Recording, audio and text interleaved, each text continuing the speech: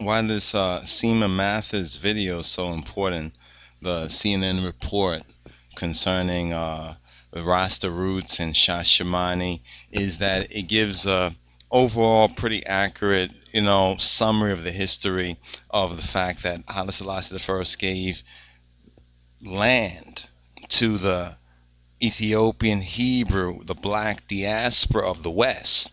This is very important since like 1948, officially around the 50s and everything like that. But the first announcement of this actually came forward in 1948, which is a very prophetic historical year.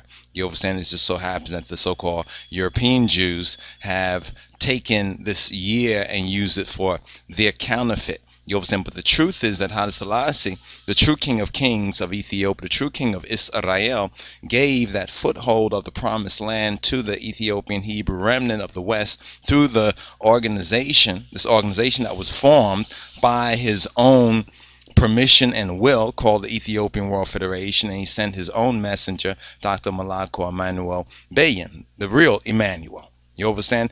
So Dr. Malako Emmanuel Bayan, he is the one, and not Marcus Garvey, who, like John the Baptist, lost his head.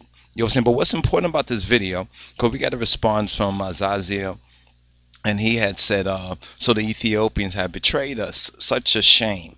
It's a great loss. I guess Africa is determined to splint and weaken itself. Maybe staying in America is not such a big deal. Yeah, right. I like that comment right there. I'm going to my homeland of Ghana to start a great tribe. I'm an Ashanti descendant.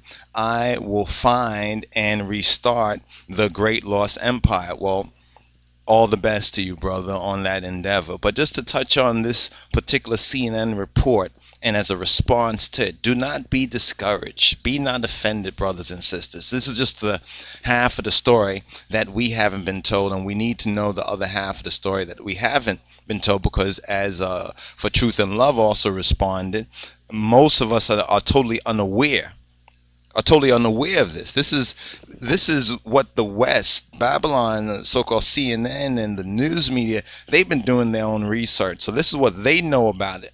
And they once in a while release reports such as this. But the whole idea about what Africa is going through, let us first of all get our grip on the prophetic word and the facts. See, when we have prophecy properly comprehended and understood, these things do not startle us. But because so many of y'all, you understand, and please don't be offended by this, but so many of y'all are scripturally illiterate, scripturally ignorant.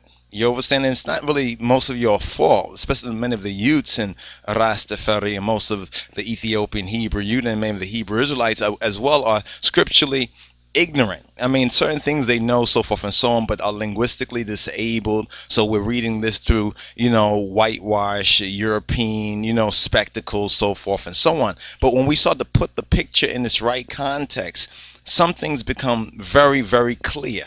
You understand? First of all, the land of Canaan that was given to the Israelites from the very beginning, or back then in the Belui Kidan in the Old Testament times.